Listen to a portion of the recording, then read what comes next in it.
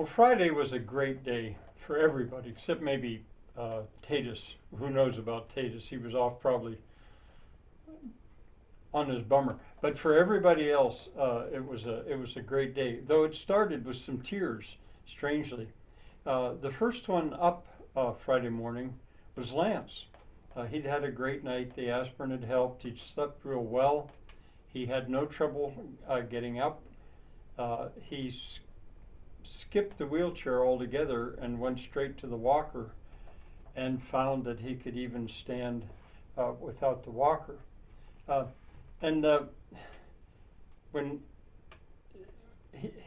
I guess I didn't tell you that before he went to sleep, he'd used the YouTube channel, and on the television he'd explored and looked around and stuff. You need to know that, because then the next one up was I want to call her Mandy. Elaine, she came out, and she looked down, and to her joy she saw that Lance was standing there. He'd actually gone over to Violet's bookshelves and started to look at the books she had on her shelf. She was interested in that. So anyway, she came down and greeted him, and Lance said, "Hey, Elaine, look what I found."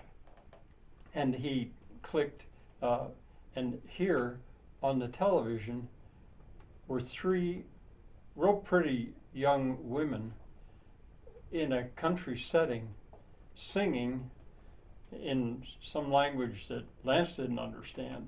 But they were walking along toward a camera that one of them was holding, and they were singing as a trio some kind of a song that had a bit of a strange sound to it, but he thought she would like that, because he guessed he knew that they were Georgian.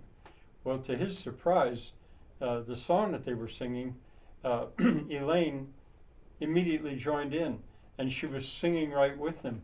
It was like a quartet instead of a trio. What he'd found was the Mandili Trio. You could find it yourself if you look online. Wonderful, wonderful folk songs. And Elaine stopped for a second. She says, "I know that song."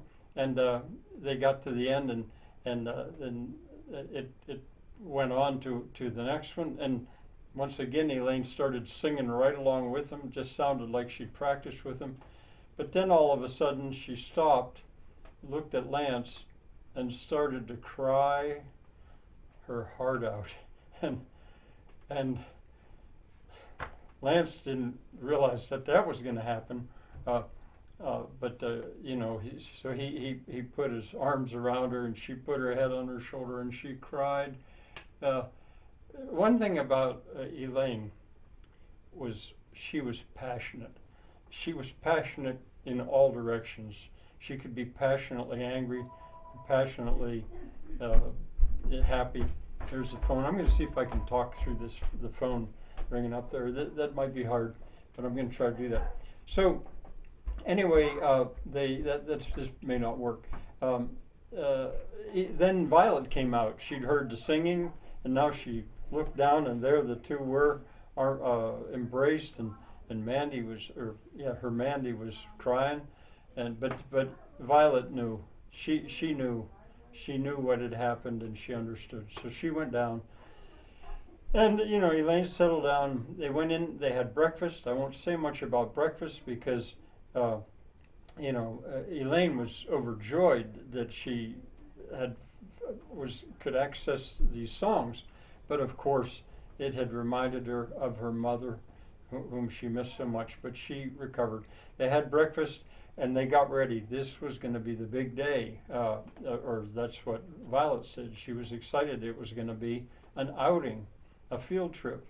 But they weren't getting in a car. They were going to go by foot, wheelchair, and walker, if necessary.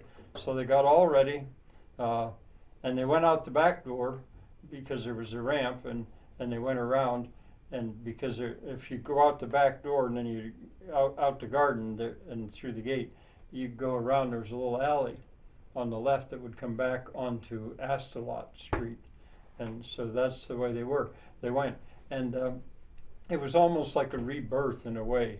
Let's see, this was Friday, and it was Tuesday that Lance had just made it into that household at death's edge.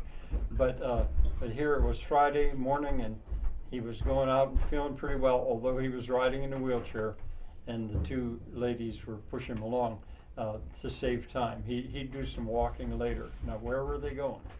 I'll tell you.